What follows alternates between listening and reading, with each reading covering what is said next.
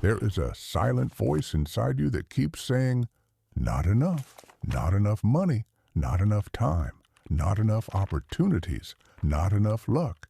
And the dangerous part? You've heard it so many times. It doesn't even sound like doubt anymore. It sounds like truth.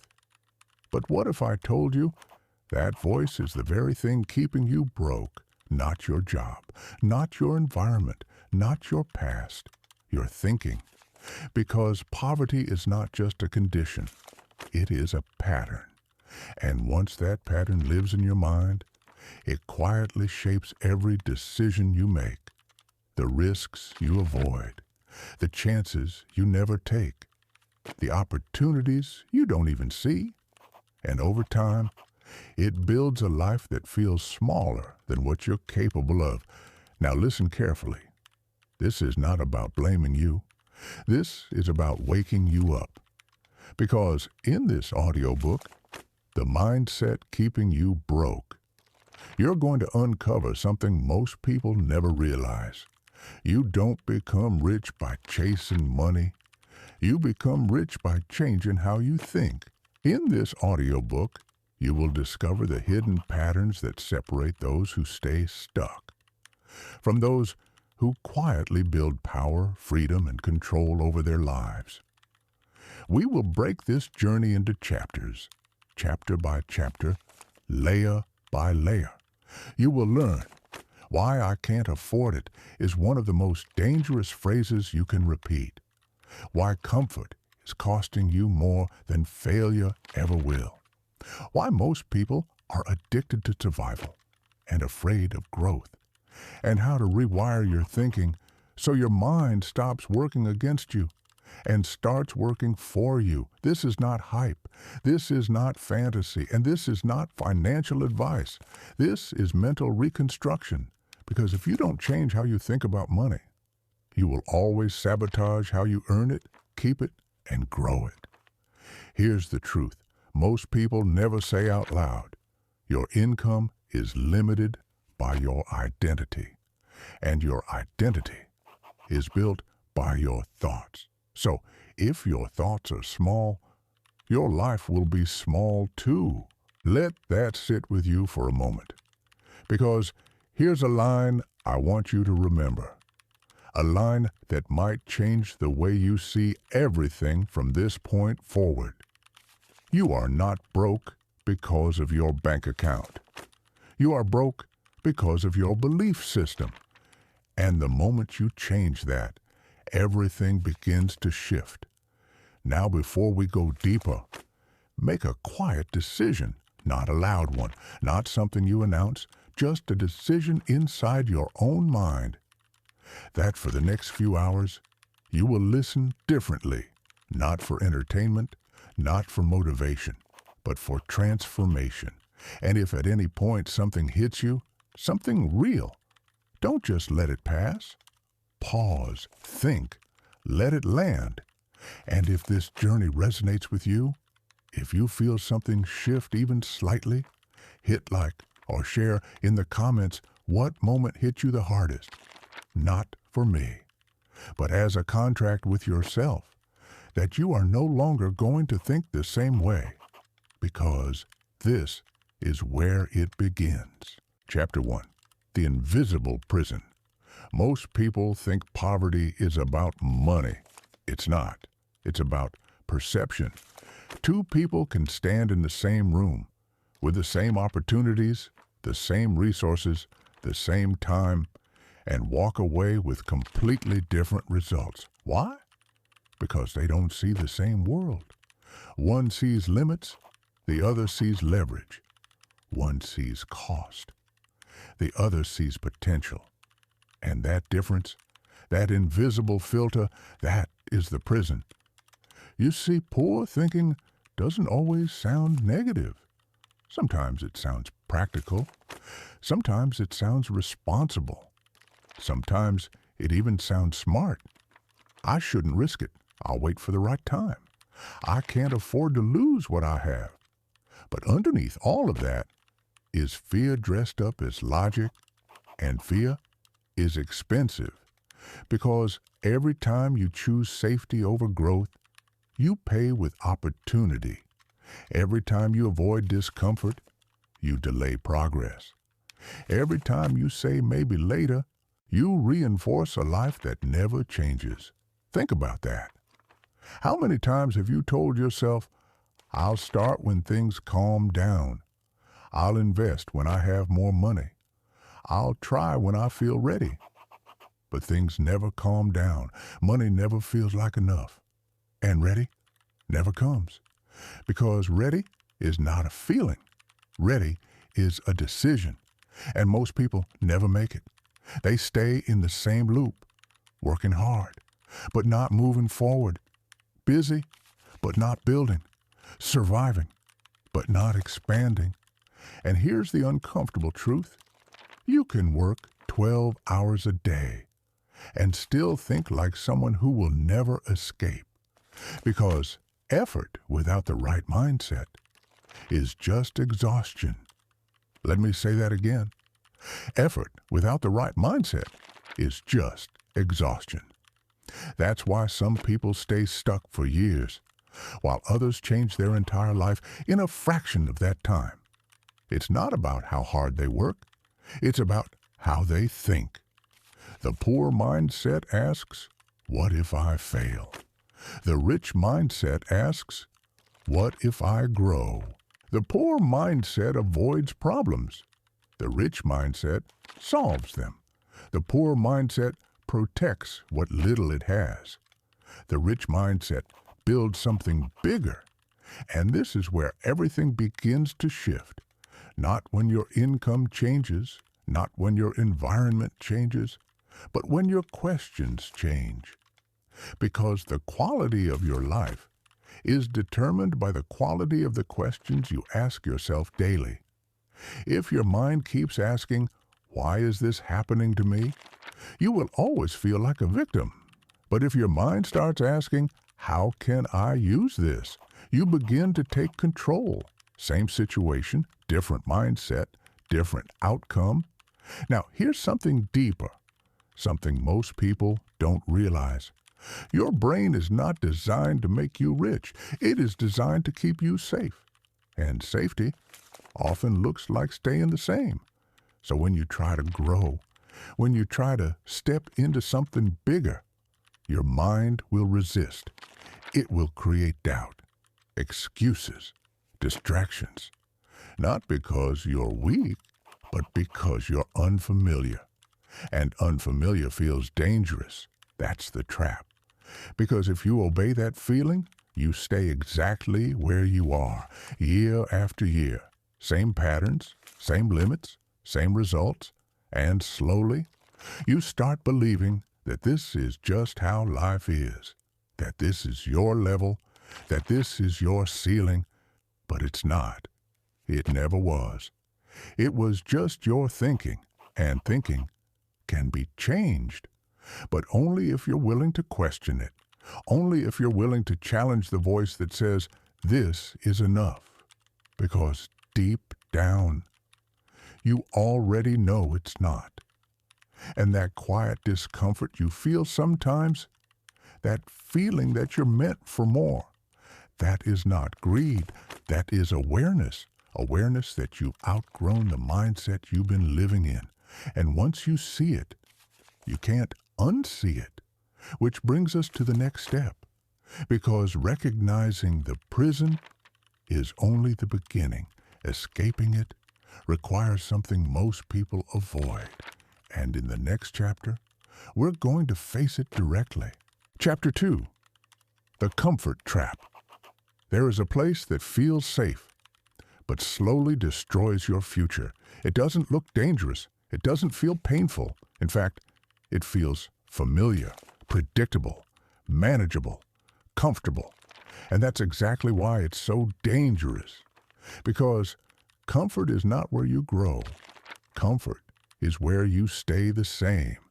And staying the same in a world that keeps moving is the fastest way to fall behind. Most people don't fail because they're incapable. They fail because they're comfortable enough to tolerate a life they don't actually want. Read that again in your mind. They don't hate their life enough to change it, and they don't love their potential enough to chase it. So they sit in between, in a quiet kind of frustration, not broken, but not fulfilled, not struggling, but not progressing, just existing. And here's how poor thinking hides inside comfort. It says, at least I'm stable, at least I have something, at least I'm not risking everything. But what it doesn't say is, at least I'm not growing, at least I'm not evolving, at least I'm not becoming who I could be. Comfort convinces you that avoiding risk is smart, but what it's really doing is training you to avoid growth, because growth always feels uncomfortable at first. Learning something new, uncomfortable. Starting something uncertain, uncomfortable. Putting yourself out there, uncomfortable. But that discomfort, that's the price of expansion. And poor thinking hates that price. It wants guarantees, it wants certainty, it wants control. But wealth, real growth, real freedom, lives on the other side of uncertainty. Now think about your own life for a moment. Where have you been choosing comfort over growth? Is it in your work? Staying in a role you've outgrown because it feels safe? Is it in your habits? Scrolling instead of studying? Distracting instead of developing? Is it in your thinking? Telling yourself this is enough when deep down you know it's not? Because every time you choose comfort over growth, you reinforce a version of yourself that stays small. And the more you repeat that pattern, the harder it becomes to break it. This is how years pass, quietly, without change, without momentum, without expansion, not because you couldn't grow, but because you never forced yourself to step outside what was easy. And here's something most people never realize. Comfort is expensive, not immediately, not obviously, but over time, it costs you opportunities. It costs you experiences. It costs you the version of yourself that never got a chance to exist. And the worst part? You don't even notice what you've lost because you never saw what was possible.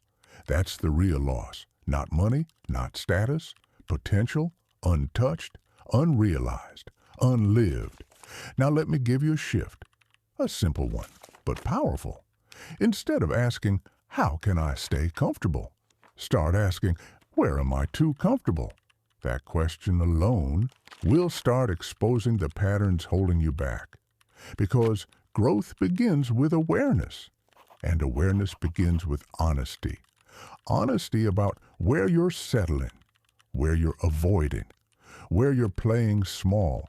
And once you see it, you have a choice. You can stay the same, or you can step into discomfort, not recklessly, not blindly, but intentionally. Because discomfort, when chosen correctly, becomes a tool. It sharpens you, it stretches you, it forces you to adapt. And adaptation is where transformation lives. Let me say something that might challenge you. You don't need more motivation. You need more discomfort, because motivation fades. But pressure forces action, and action is what changes your life. That's why the people who grow the most are not the ones who feel the most ready. They're the ones who move anyway. They take imperfect action. They learn as they go. They fail, adjust, and keep going. While everyone else waits for clarity, waits for confidence, waits for the right time. But the right time is something you create, not something you find. And this is where the mindset begins to split. Poor thinking says, I'll move when I feel ready. Rich thinking says, I'll become ready by moving. That one shift changes everything, because now you're no longer controlled by how you feel. You're guided by what you decide, and decisions are power. Now here's your challenge. Not something big, not something overwhelming, something simple but uncomfortable. Identify one area of your life where you've been choosing comfort and make a different decision. Today, not tomorrow, not next week, today. Because small discomforts, practice consistently.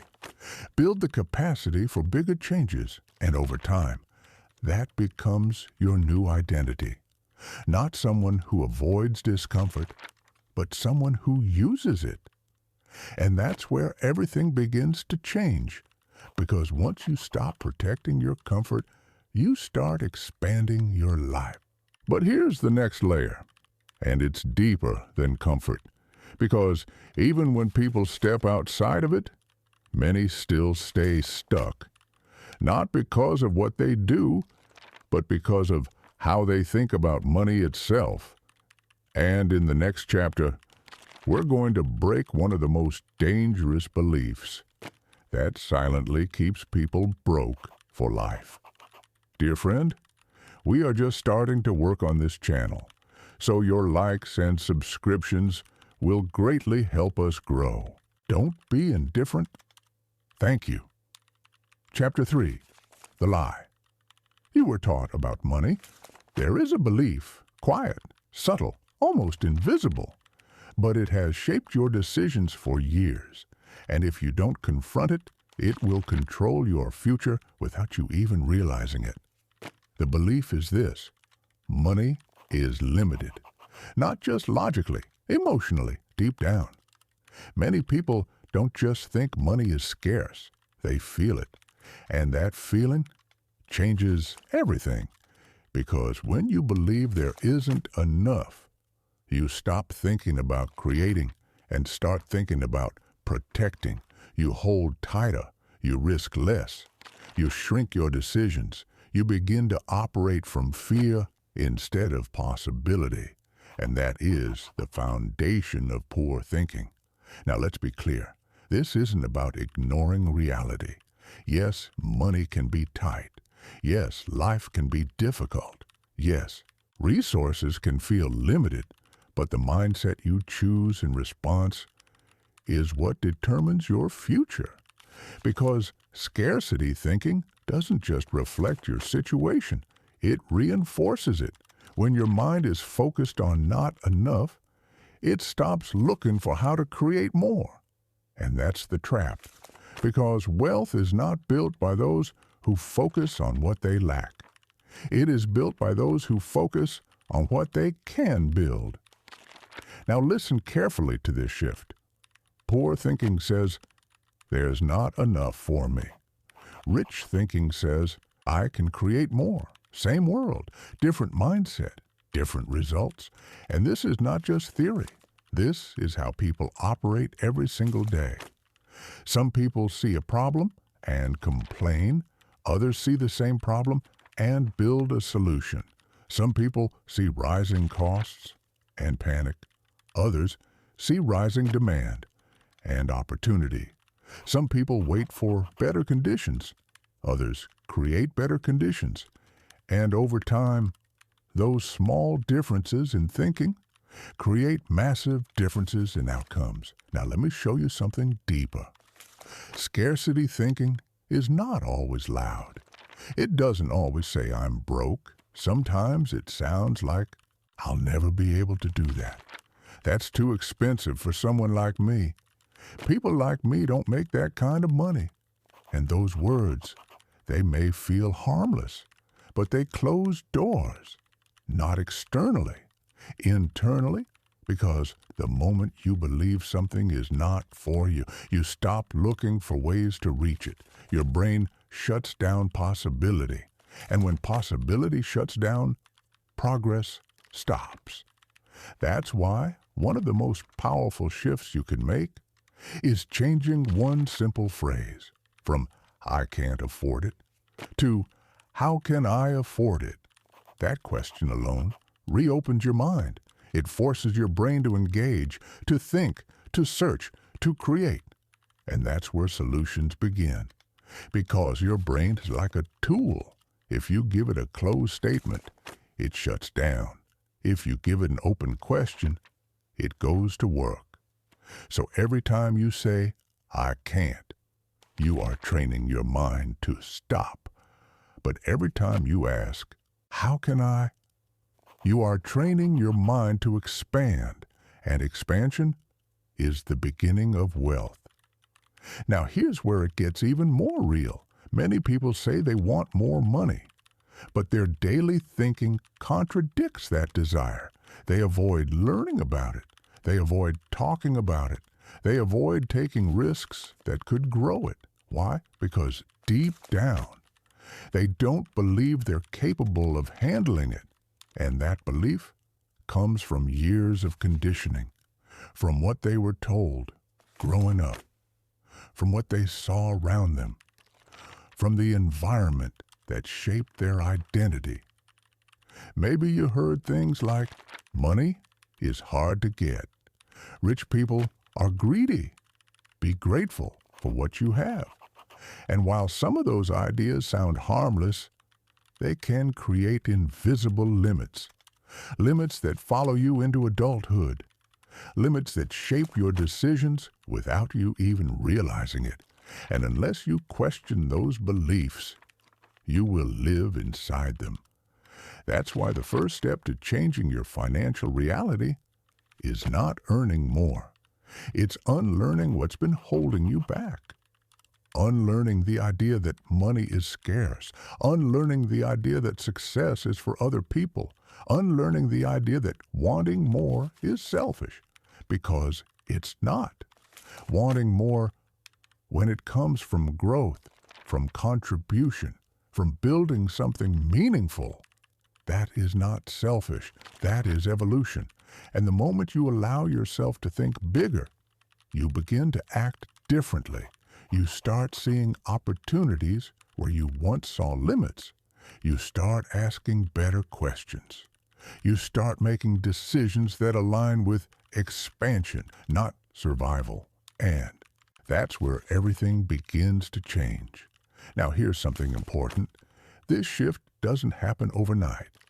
You don't just flip a switch and suddenly think differently.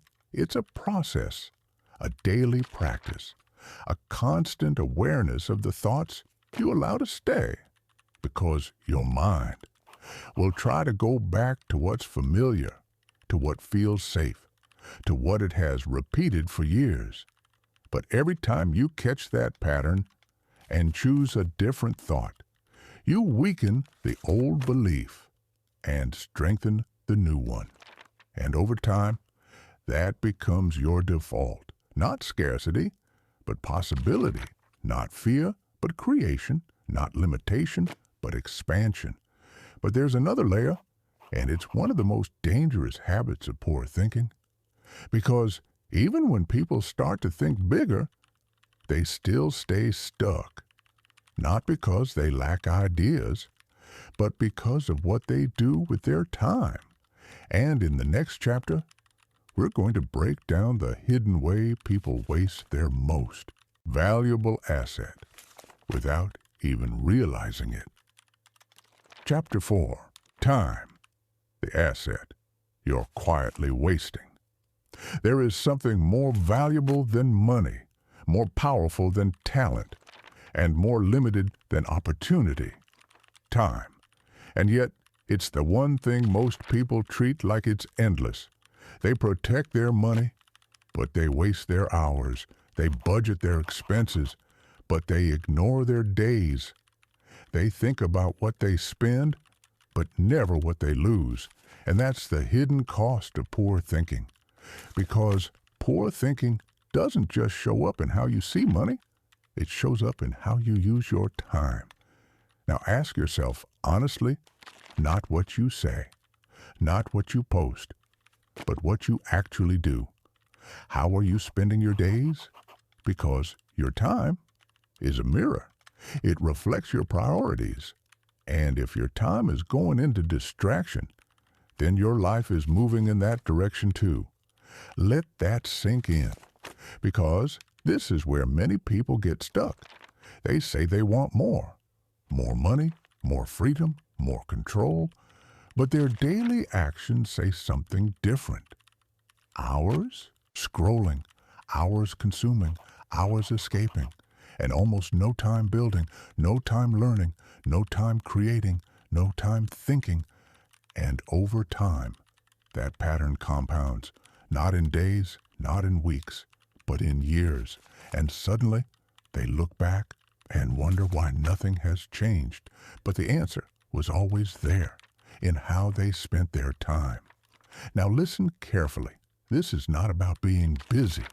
Busy does not mean productive. You can fill your entire day and still move nowhere, because activity is not the same as progress. Let me say that again. Activity is not the same as progress. And poor thinking confuses the two. It says, I worked all day. But what did you build? It says, I stayed busy. But what did you move forward? It says, I didn't waste time. But did you invest it? Because that's the real shift. From spending time to investing time. When you spend time, it disappears. When you invest time, it multiplies. And that's how people begin to separate. Not by how much time they have, but by how they use it. Because everyone has the same 24 hours, but not everyone has the same results. Why? Because some people use time to escape reality, and others use time to build a new one. Now let me give you something simple, something practical, something real. 1 hour, just one. If you took 1 hour every day and used it intentionally to learn, to build, to grow, your life would begin to shift. Not overnight, but inevitably. Because 1 hour a day is not just time. It's direction. It's commitment. It's identity. It's a signal to yourself that you are no longer drifting. You are deciding. And over time, that hour compounds into skills, into knowledge, into opportunities, into confidence, until one day you look back and realize you are no longer the same person. That's the power of consistent investment. But here's the problem. Most people won't do it, not because they can't, but because it's uncomfortable. It requires focus. It requires discipline. It requires saying no to distractions that feel easier. And poor thinking always chooses easy. It says, I'll start tomorrow. I don't feel like it today. I'll do it when I have more time. But tomorrow becomes next week. Next week becomes next month. And nothing changes. Because time doesn't wait. It moves, with or without you. And if you're not intentional with it, you will drift into habits you didn't choose, into routines you didn't design, into a life you didn't mean to create. That's why discipline matters, not as punishment, but as protection. Protection of your time, protection of your focus, protection of your future. Because if you don't control your time, something else will. Your phone, your environment, other people's priorities.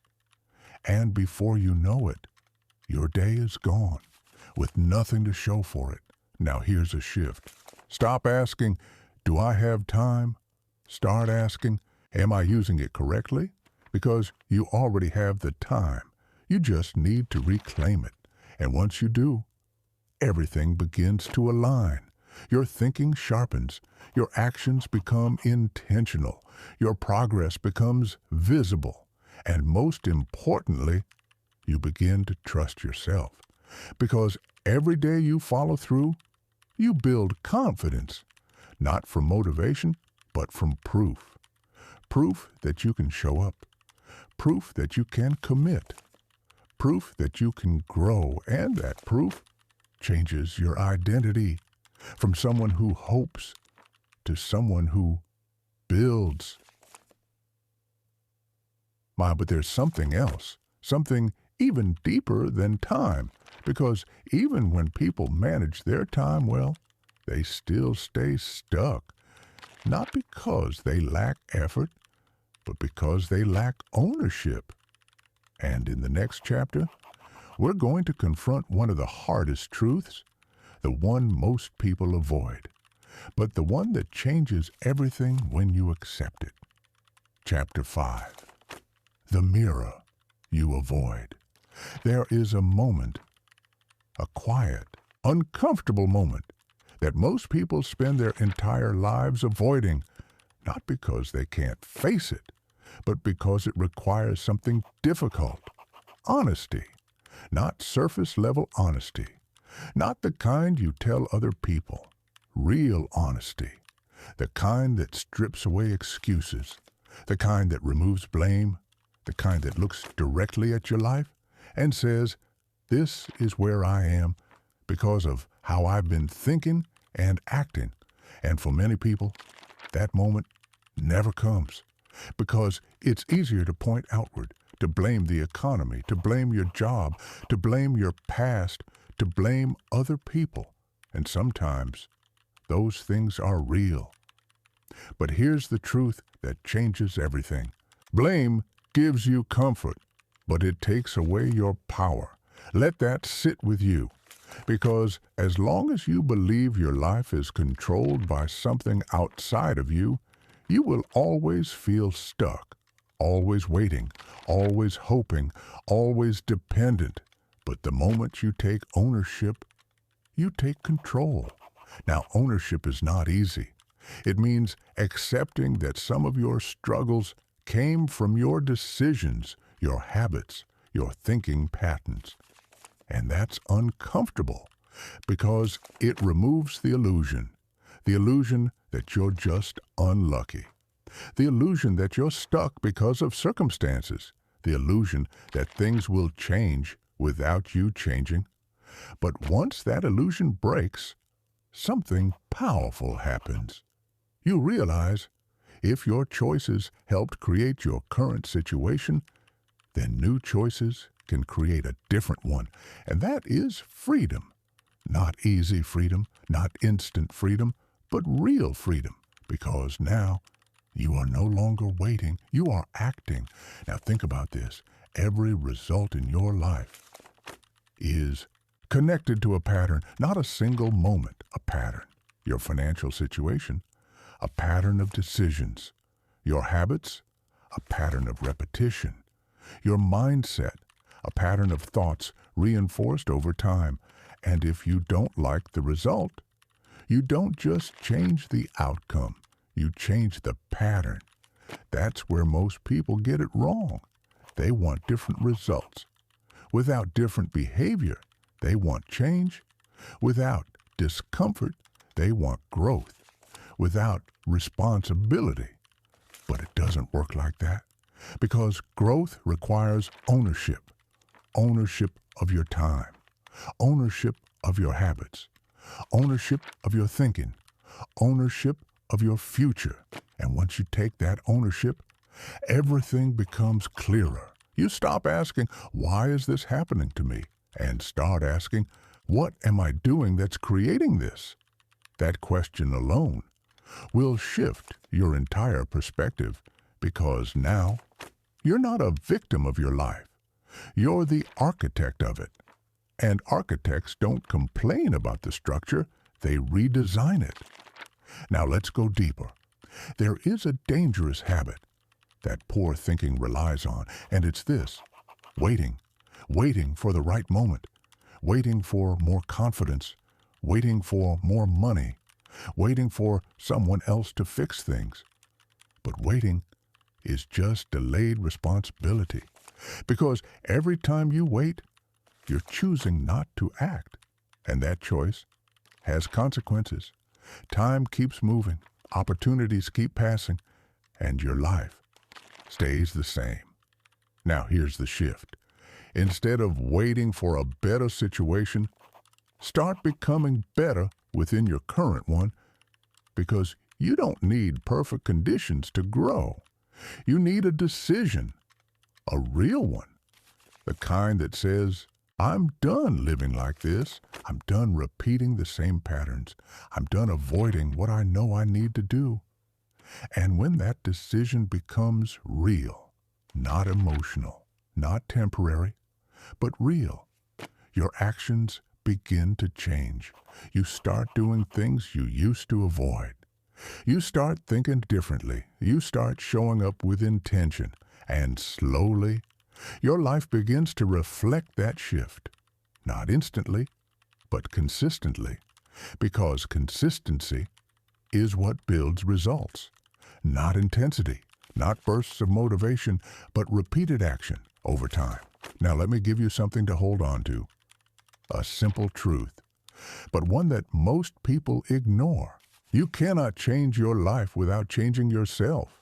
Not your environment, not your circumstances, yourself, your thinking, your habits, your standards. And that's where real transformation begins.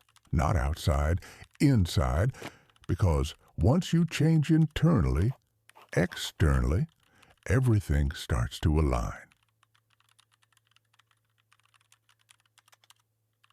Now, here's where it gets even more important, because even when people take ownership, even when they start changing their habits, there's still something that holds them back, something deeper, something rooted in how they see themselves, their identity. And in the next chapter, we're going to break the hidden ceiling that most people never even realize they have. The identity that silently limits everything they do. If you have watched the video up to this point, please write in the comments which country you are from. It is very interesting to see which corners of the world our viewers come from. Chapter 6, The Identity Ceiling. There is a limit in your life that you cannot see, you cannot touch it. But you feel it every time you try to go further, every time you aim higher, every time you step outside your Pravichnyi Urovin. Something pulls you back. Not physically, mentally. That limit is your identity. And here's the truth most people never realize. You will never outperform the way you see yourself. Let that land, because you can learn new skills. You can find new opportunities. You can even make more money for a short time. But if your identity doesn't match that level, you will fall back, not because you're unlucky, but because your mind is trying to stay consistent with who you believe you are. This is why people win and then lose everything. This is why people start strong and then stop. This is why people say they want more, but subconsciously reject it when it comes. Because deep down, they don't see themselves as someone who can hold it. Now ask yourself something real. Not what you tell others, not what you wish was true, but what you actually believe. Who are you in your own mind? Are you someone who builds or someone who survives? Are you someone who grows or someone who settles? Are you someone who creates opportunities or someone who waits for them? Because your answers shape your reality, not occasionally, constantly. Now here's how poor thinking builds this invisible ceiling. It repeats small limiting beliefs over time. I'm not good with money. I'm just not that type of person. I've always been like this. And those statements, they feel harmless, but they become identity. And identity drives behavior. If you believe you're bad with money, you won't take time to learn it. If you believe you're not disciplined, you won't expect consistency from yourself. If you believe success is for other people, you won't step into opportunities when they appear, because your mind will always try to prove you right, even if right keeps you stuck. That's the trap. Now here's the shift. Instead of asking, "What do I want?" Start asking, who do I need to become to create that? Because wanting more without becoming more creates frustration. But becoming more creates results. Now let's go deeper. Identity is not built in one moment.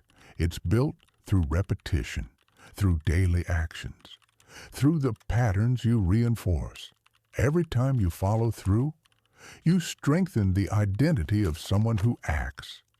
Every time you avoid, you strengthen the identity of someone who hesitates. Every time you choose growth, you reinforce expansion. Every time you choose comfort, you reinforce limitation. And over time, those small decisions become who you are. That's why change feels hard. Not because it's impossible, but because you're trying to act against an identity you've repeated for years. But here's the powerful part. Identity can be rebuilt, not instantly, but intentionally. And it starts with a simple principle. Act like the person you are becoming before you fully believe it. Let me explain. If you wait until you feel confident, you'll stay where you are. If you wait until you believe in yourself completely, you'll never start. But if you act, even when it feels uncomfortable, even when it feels unfamiliar, you begin to create evidence. Evidence that you can change, evidence that you can grow, evidence that you are not limited by your past.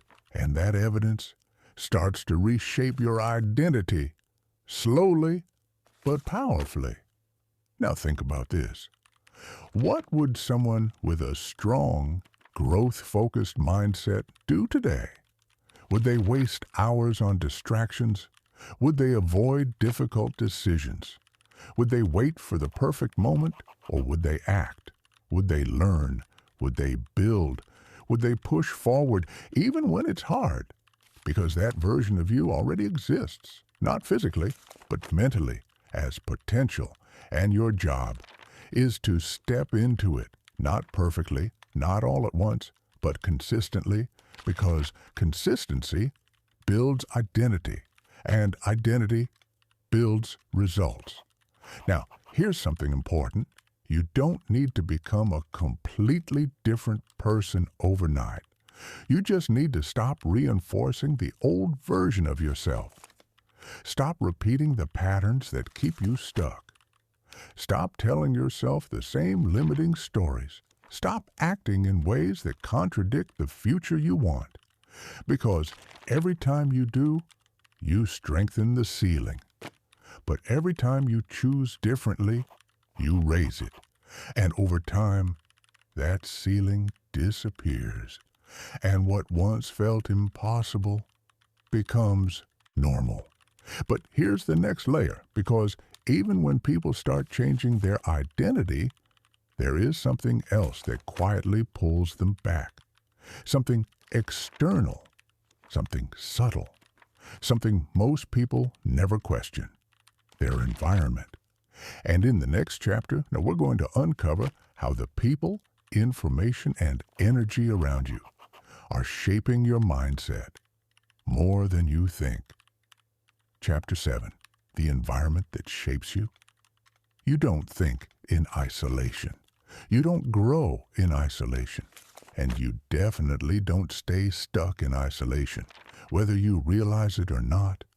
Your environment is constantly shaping you.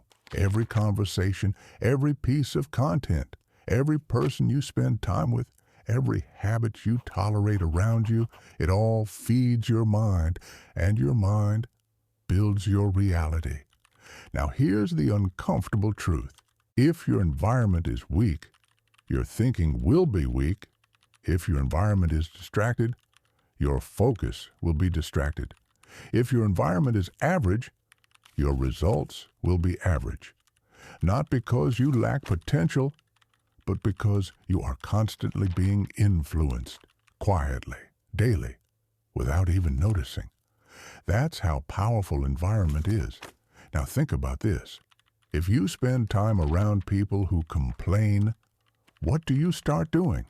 You complain? If you surround yourself with people who avoid responsibility, what do you start doing? You avoid responsibility. If your daily input is filled with negativity, distractions, and noise, what does your thinking become? Clouded, reactive, limited, and over time, that becomes normal. That becomes your baseline. That becomes your identity. That's why poor thinking often feels natural, because it's reinforced by the environment around you. Now here's where it gets dangerous. Most people never question their environment. They accept it. They adapt to it. They let it shape them, and then they wonder why they feel stuck. But you cannot build a strong mindset in a weak environment. Let me say that again. You cannot build a strong mindset in a weak environment. At some point, you have to take control. Now, control doesn't always mean cutting people off immediately. It doesn't mean isolating yourself from the world, but it does mean becoming intentional. Intentional about what you allow into your mind. Intentional about who you listen to. Intentional about where your attention goes. Because attention is energy, and where your energy goes, your life follows. Now, let's break this down. There are 3 environments that shape you. Your physical environment, your social environment, your mental environment, and if you don't take control of these, they will take control of you. First, your physical environment, the space you live in, the space you work in, the space you spend your time in. Is it organized or chaotic? Is it focused or distracting? Does it support your growth or your habits of avoidance? Because your environment sends signals to your brain. If your space is filled with distractions, your mind will follow. If your space is designed for focus, your behavior will align. Small things matter. Where your phone is, what's on your desk, what's within reach. Because discipline is easier when your environment supports it, and harder when it works against you. Second, your social environment, the people around you, their mindset, their habits, their conversations, because people transfer energy, not just through words, but through behavior. If you're surrounded by people who think small, it becomes harder to think big. If you're surrounded by people who settle, it becomes easier to settle. If you're surrounded by people who grow, it becomes natural to grow. And this doesn't mean you judge others. It means you become aware of who is influencing you, aware of what they reinforce in your thinking, because over time, you start to reflect the people you're around. That's not weakness. That's human nature. So the question becomes, are the people around you pulling you forward or holding you in place?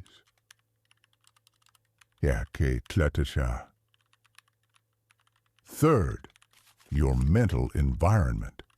And this is the most powerful one, because even if you can't change everything around you immediately, you can change what you consume, what you watch, what you listen to, what you read, what you focus on. Because your mind is constantly absorbing, and whatever you feed it, it becomes. If your input is negative, your thinking becomes negative. If your input is shallow, your thinking becomes shallow. If your input is growth-focused, your thinking begins to expand. And this is something you control every day, every hour, every moment. You choose what enters your mind. And those choices shape your future. Now here's the shift. Stop asking, why is my life like this? Start asking, what environment am I allowing to shape me? Because once you see it, you can change it, not overnight, but step by step. You can create space for focus, You can limit distractions. You can seek out better conversations. You can feed your mind differently, and over time, your thinking begins to change. Your standards begin to rise. Your actions begin to align. And slowly, your entire life begins to shift. Because when you change your environment, you change your direction.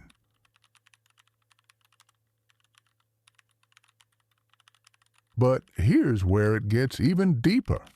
Because even with the right environment, even with strong thinking, many people still hold themselves back. Not because they lack ability, but because of something internal, something emotional, something powerful. Fear.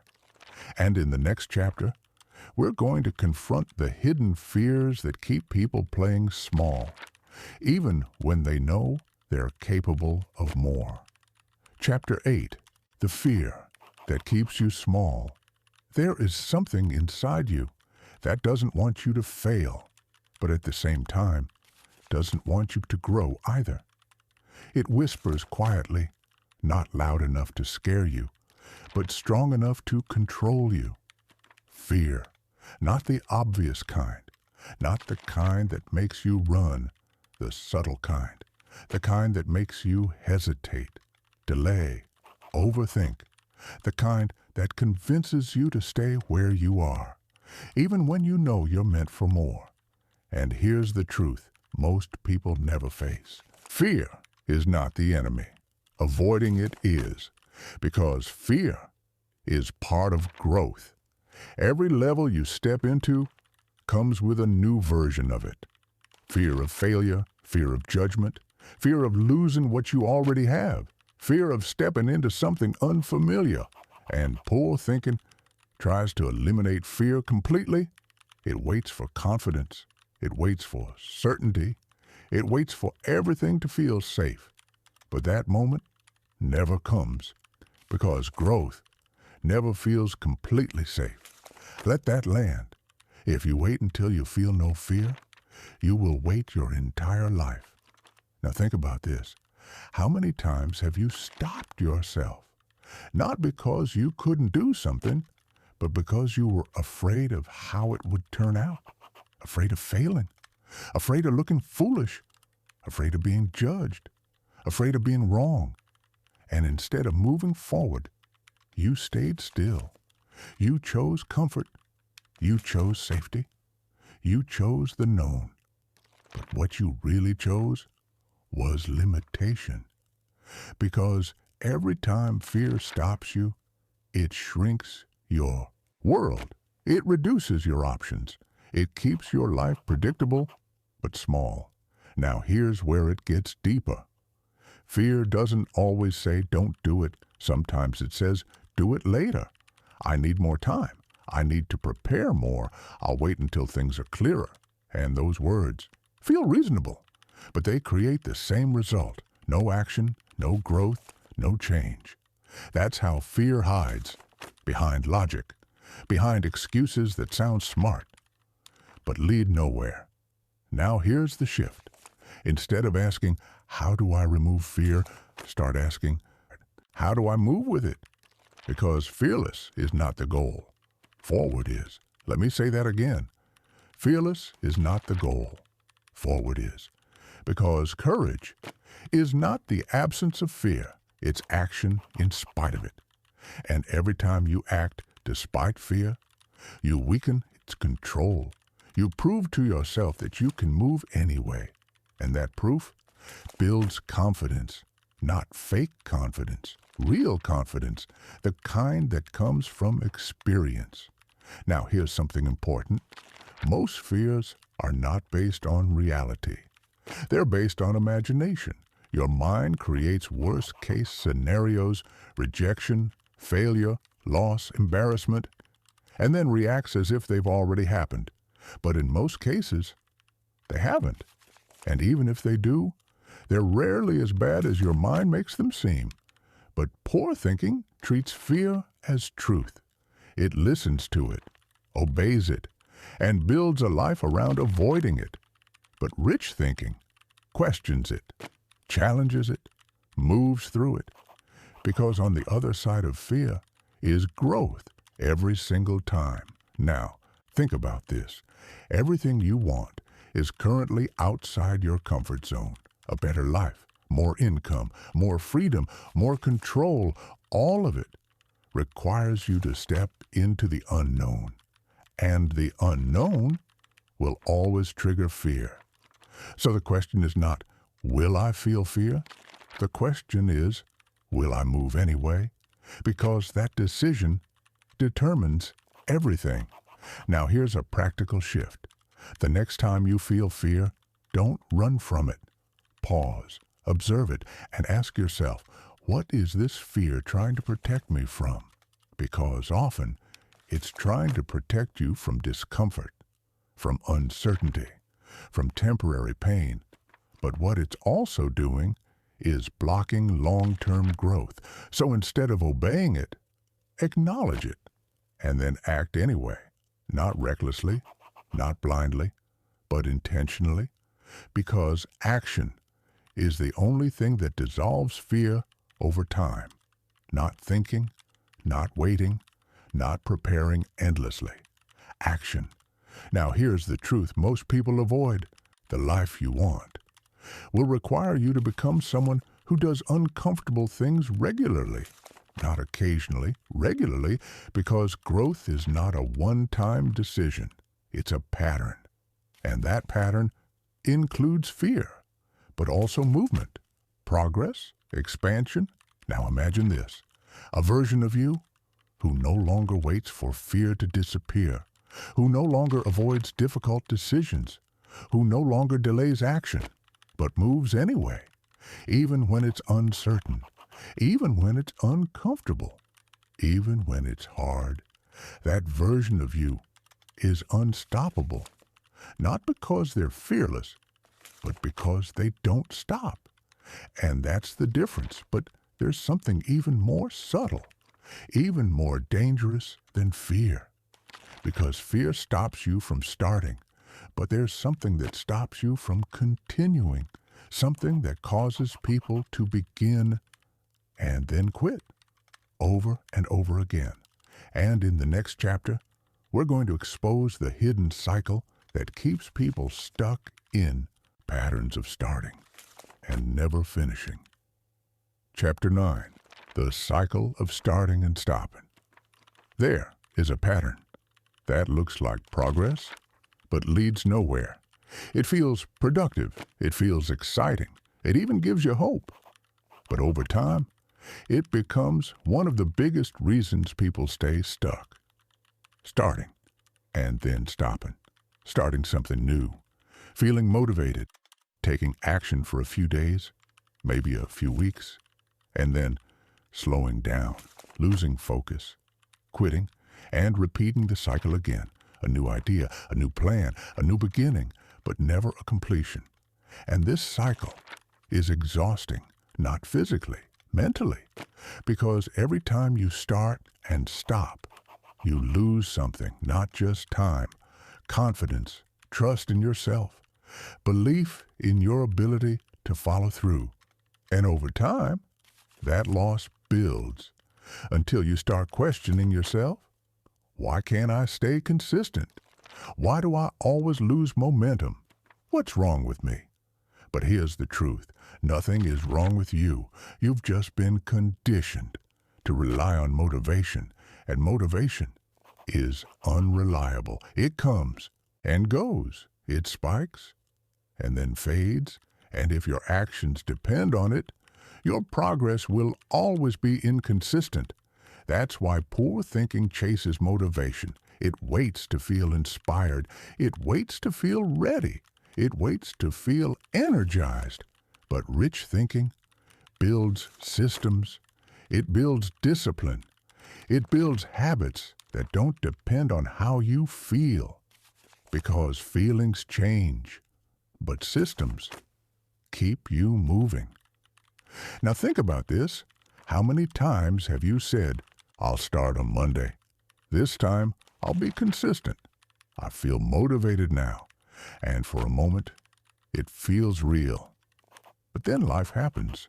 You get tired, you get distracted, you lose momentum, and suddenly you're back where you started. Not because you're incapable, but because you built your progress on emotion instead of structure. And emotion is not stable. Now here's the shift. Stop relying on how you feel. Start relying on what you've decided, because decisions create structure, and structure creates consistency. Let me give you something simple. Instead of saying, I'll work on this when I feel like it, say, I will do this at this time, no matter how I feel.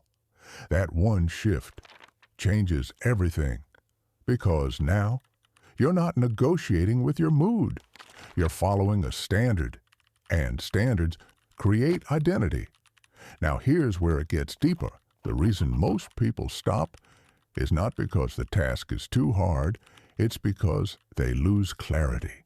They forget why they started. They lose connection to the outcome. And without that connection, discipline weakens. So the solution is not just action, it's clarity. Clarity of purpose, clarity of direction, clarity of what you're building and why it matters. Because when your why is strong, your consistency becomes easier, not effortless, but stronger. Now think about this. If you knew that staying consistent for the next year would completely change your life, would you still quit after a few days? No, because now you see the long-term value, and that's the difference. Poor thinking focuses on short-term discomfort. Rich thinking focuses on long-term results.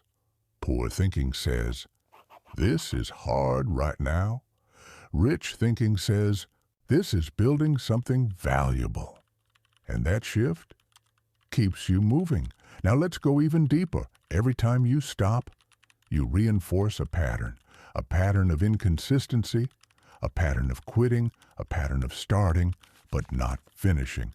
And that pattern becomes your identity.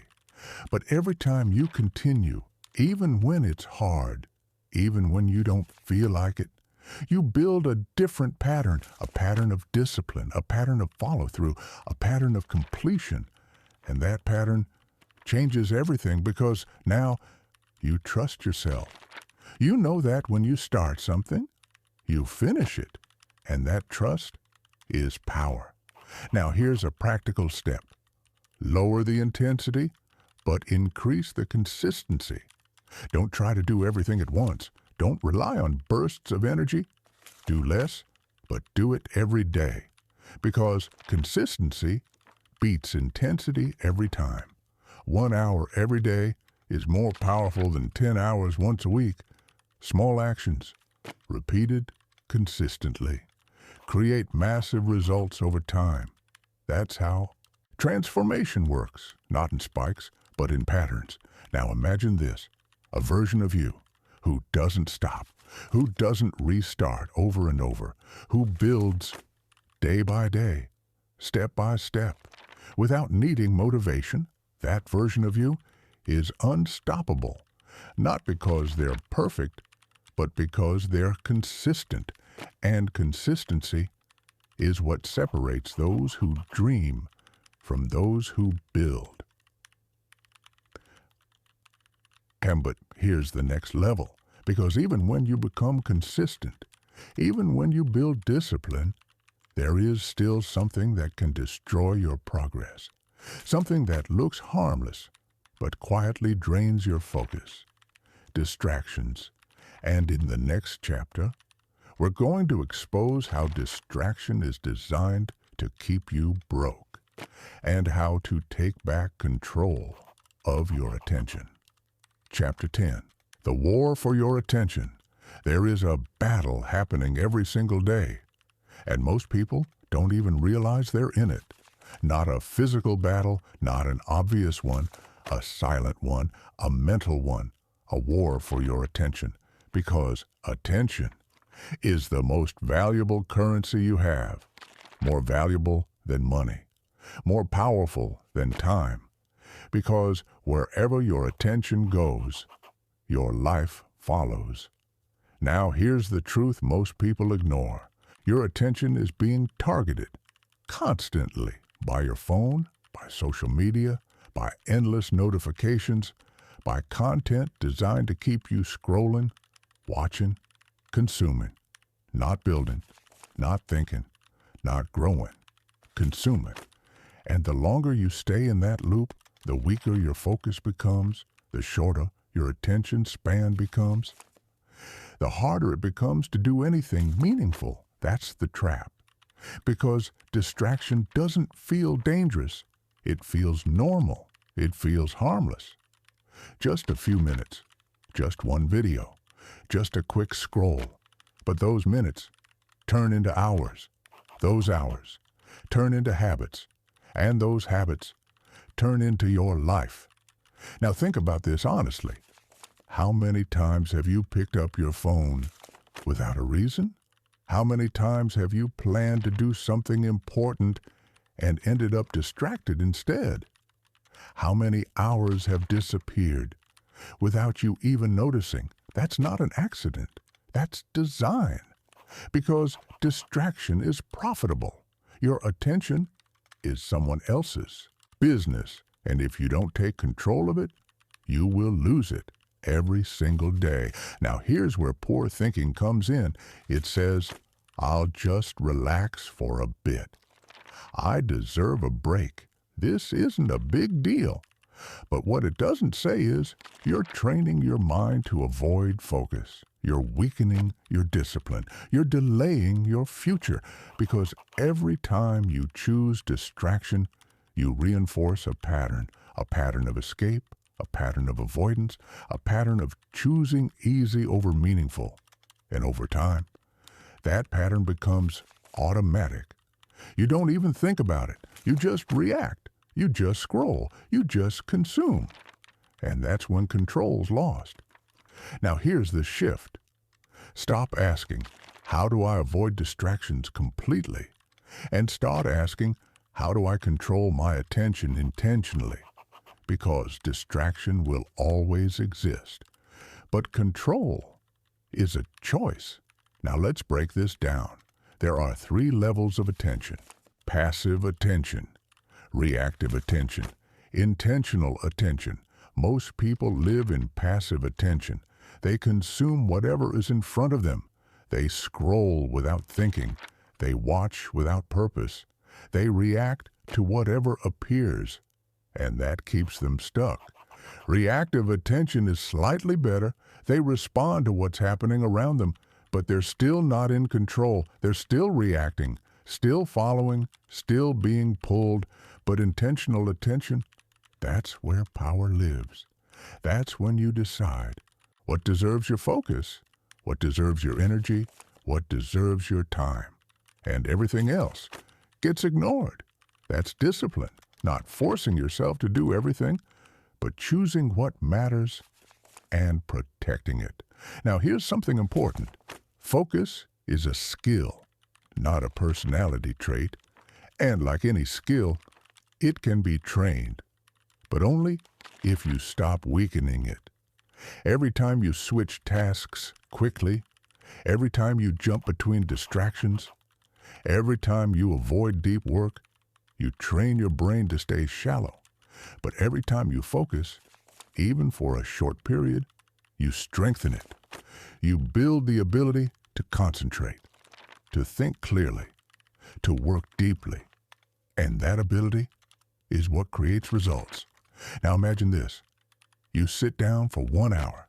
No distractions, no phone, no interruptions, just focused work. That 1 hour is more powerful than 5 hours of scattered attention, because depth creates progress, not just time. Now here's the truth most people don't want to hear. If you can't control your attention, you can't control your life, because your actions follow your focus, and your results follow your actions.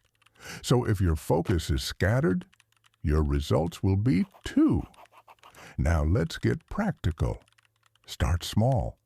You don't need to eliminate everything. Just create space, a block of time, even 30 minutes, where your attention is fully yours. No distractions, no interruptions. Just focus and protect that time like it matters, because it does.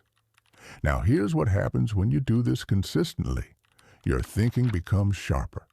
Your actions become clearer. Your progress becomes faster. And most importantly, you start to feel in control again.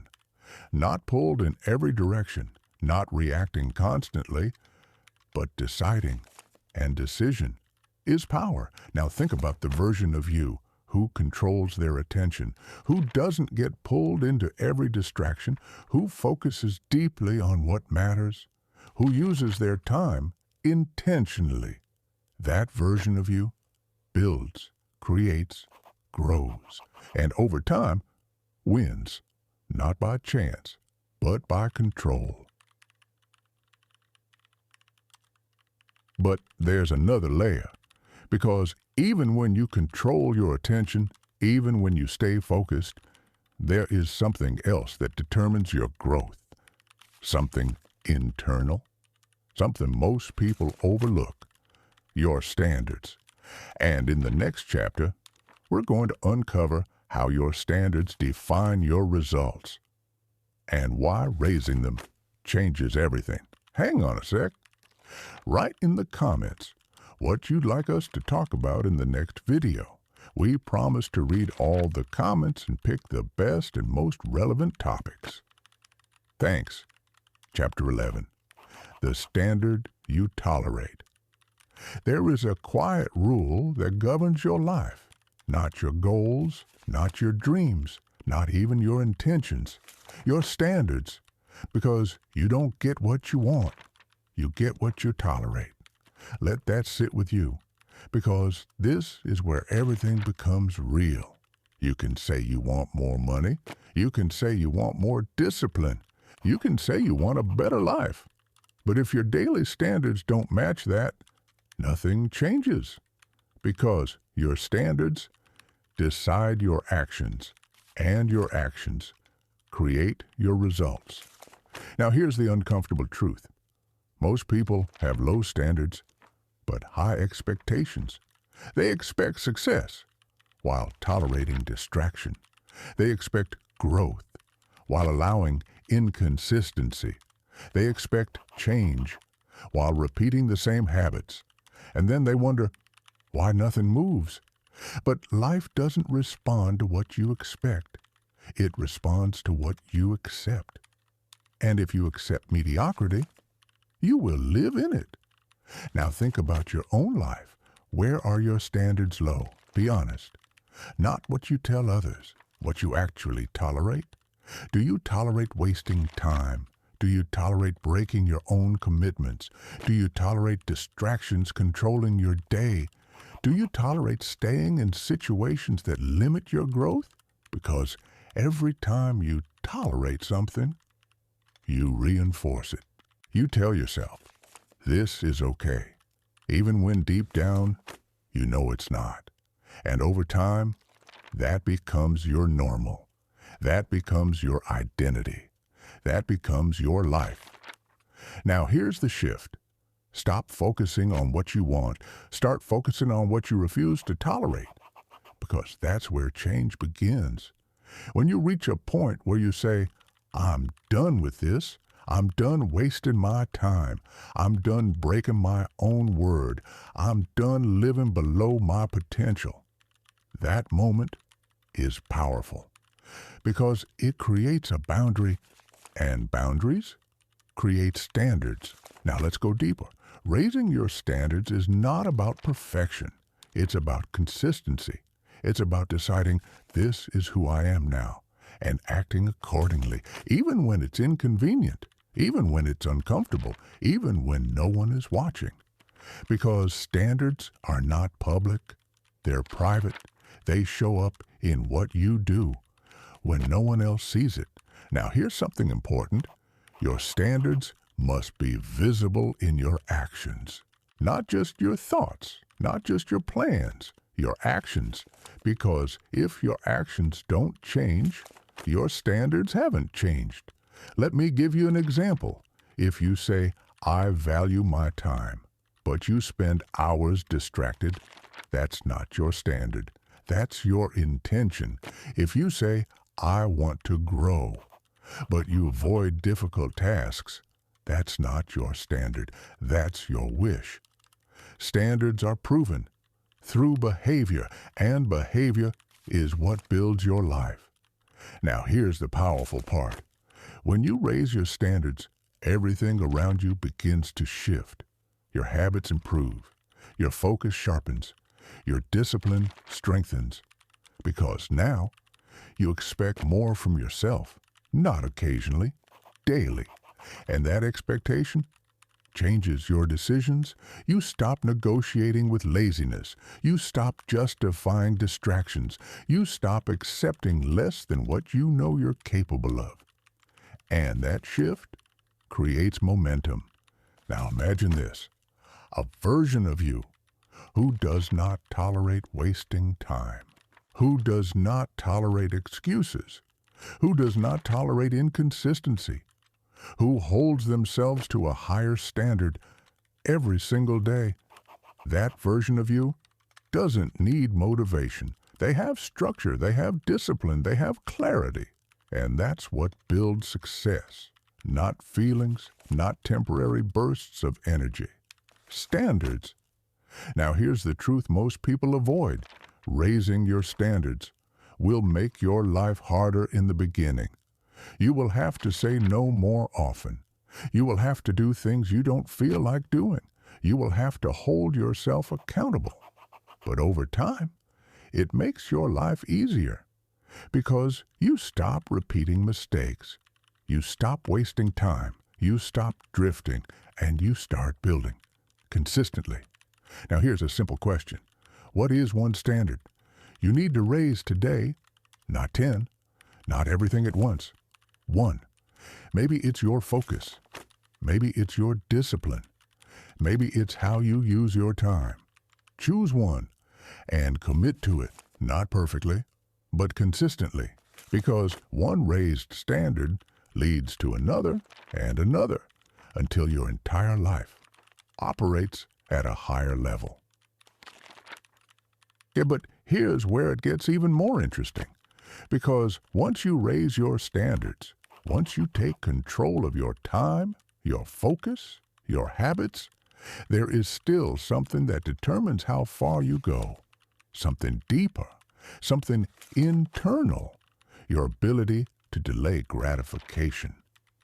And in the next chapter, we're going to uncover why most people stay broke, because they choose now over later, and how shifting that one habit can change everything.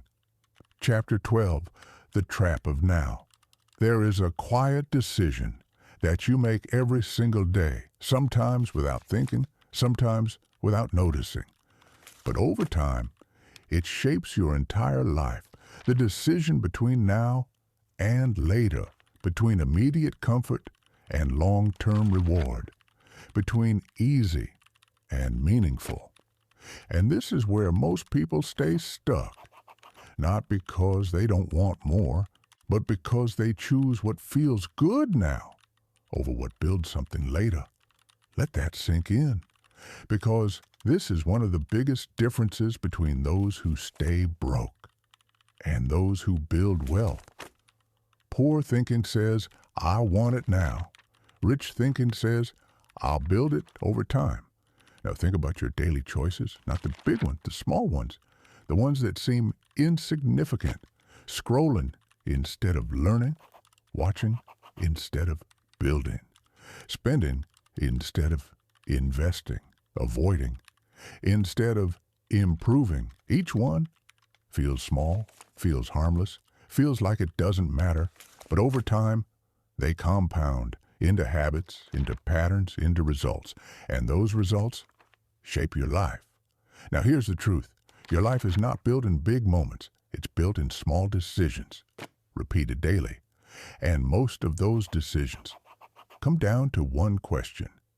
Do I choose comfort now or growth later? Now let's go deeper. The reason this is so hard is because your brain is wired for immediate reward. It wants pleasure now. It wants relief now. It wants comfort now. And anything that requires effort, delay, or discomfort feels like resistance. That's why discipline is difficult, because it goes against your natural wiring. But here's the shift. Just because something feels natural doesn't mean it leads to growth. In fact, most growth comes from doing what feels unnatural at first. Now imagine this. Two people, same opportunity, same starting point.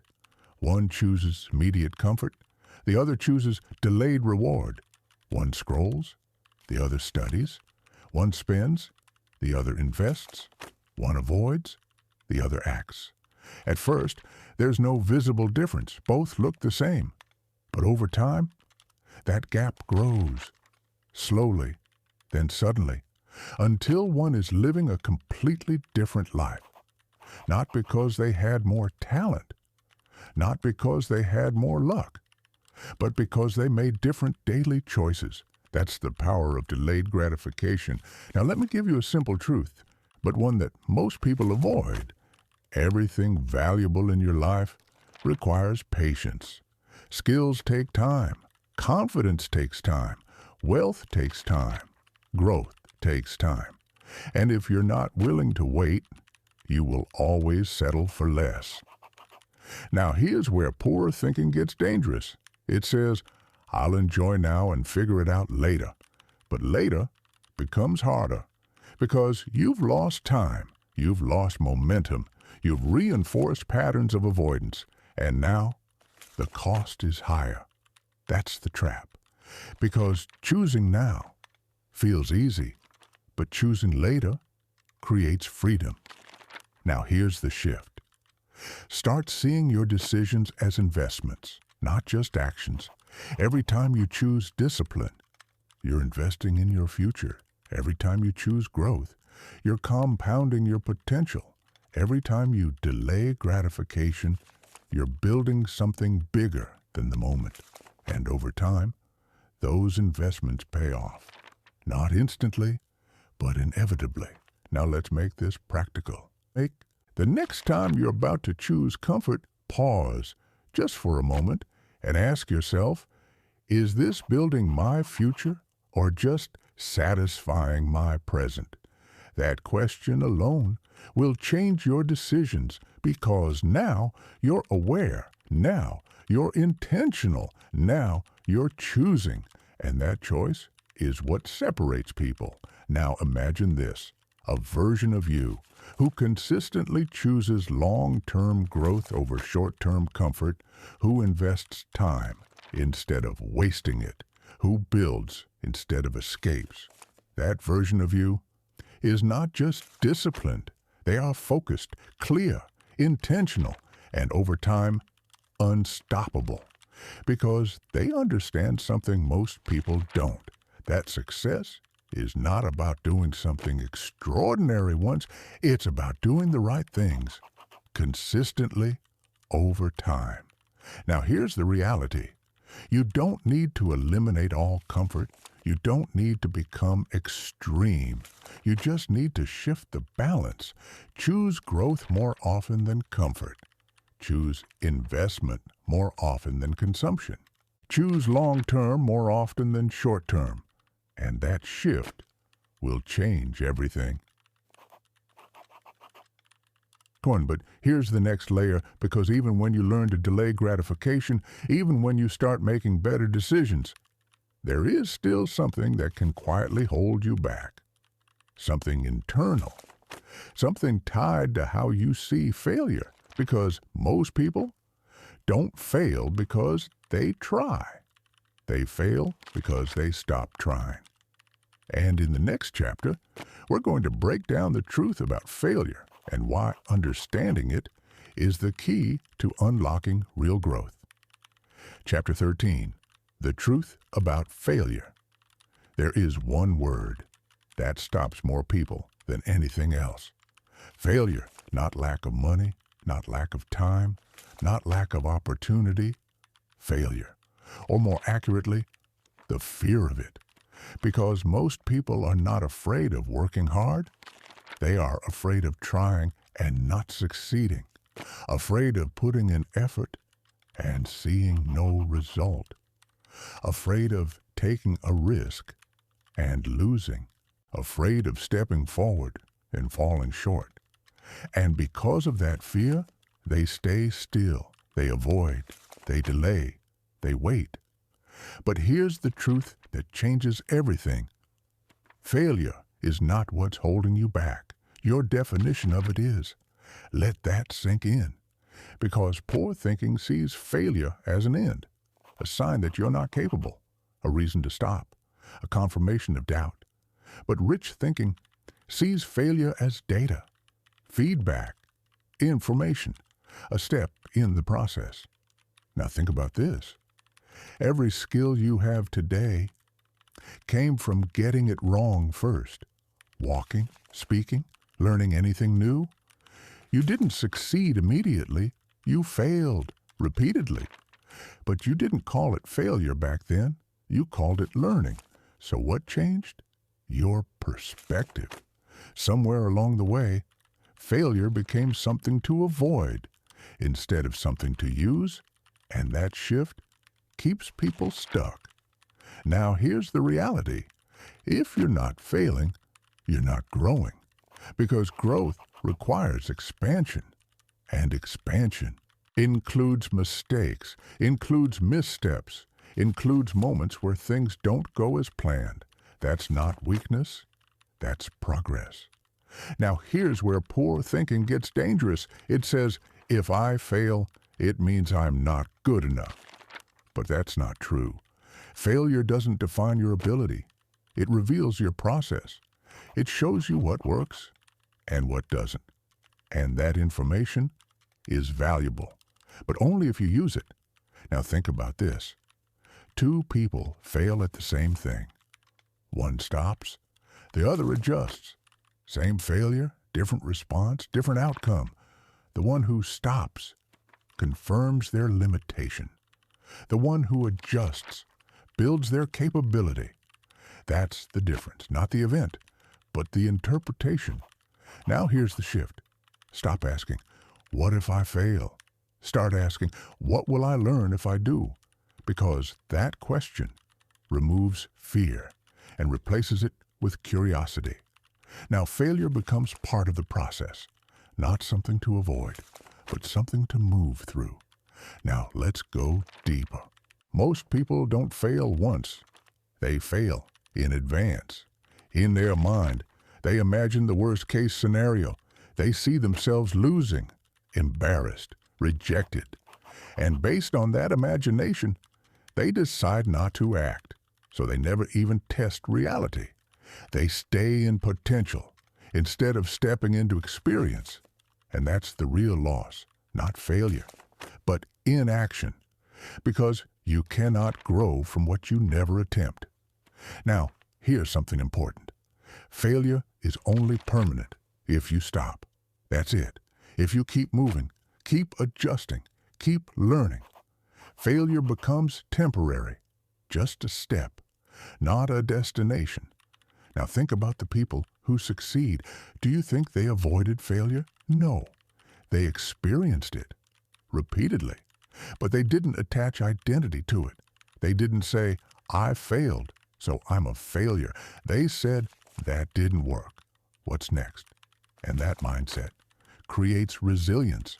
Now imagine this, a version of you who is not afraid to fail, who sees it as part of growth, who moves forward even after things go wrong.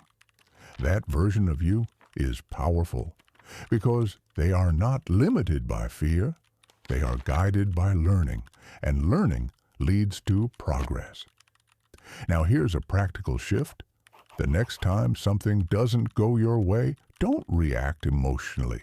Pause and ask yourself, what can I take from this? What did this teach me? What can I do differently next time? Because those questions turn failure into growth. Now here's the truth most people avoid. You are not behind because you failed. You are behind because you stopped. Let that sit with you. Because the moment you keep going, you're back in motion, and motion creates opportunity. Now imagine your life. If you removed the fear of failure, if you acted more often, if you tried more things, if you stepped into uncertainty without overthinking every outcome, how much faster would you grow? How many more opportunities would you see? How different would your life look? Because that's what changes when you shift your perspective. You stop avoiding and start building. Now look back at everything you've learned. You've seen how poor thinking hides in comfort, how it wastes time, how it avoids responsibility, how it fears growth, how it follows the crowd, how it distracts, delays, and limits. And you've seen the alternative, a mindset that chooses growth over comfort, chooses action over waiting, chooses discipline over distraction, chooses consistency over intensity, chooses long-term over short-term. That's the difference. Not luck, not talent. Thinking. Now, here's the final truth. You don't need to change everything overnight. You just need to stop thinking the same way. Because the moment your thinking changes, your decisions change. And the moment your decisions change, your life begins to follow. So here's what I want you to do. Not tomorrow, not someday. Now, make a decision, a real one. The kind that doesn't need to be announced. The kind that doesn't rely on motivation. The kind that simply says, I will not think like this anymore. I will not settle for this anymore. I will not repeat these patterns anymore. And then, back it with action. Small at first, simple, consistent, because that's how transformation happens. Not in one big moment, but in a series of small decisions, repeated daily. Now, imagine this. 6 months from now, you stayed consistent. You followed through. You changed your thinking, your habits, your standards. Where would you be? How different would your life feel? Because that version of you is not far away. It's built one decision at a time. And if this journey meant something to you, if something shifted, if one line stayed in your mind, don't keep it to yourself. Share it. Write it in the comments. Let it be your reminder, your anchor, your contract with yourself. Because when you say it out loud, you make it real. And if you want to stay accountable, if you want to keep building this mindset, then stay connected. Subscribe, not for content, but for consistency.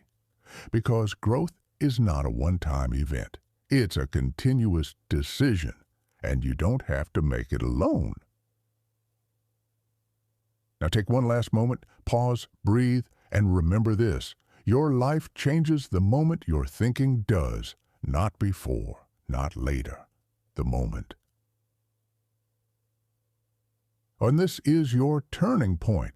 This is your reset. This is your decision. And from this point forward, you don't think poor. You think differently. You move differently. You build differently. And that changes everything.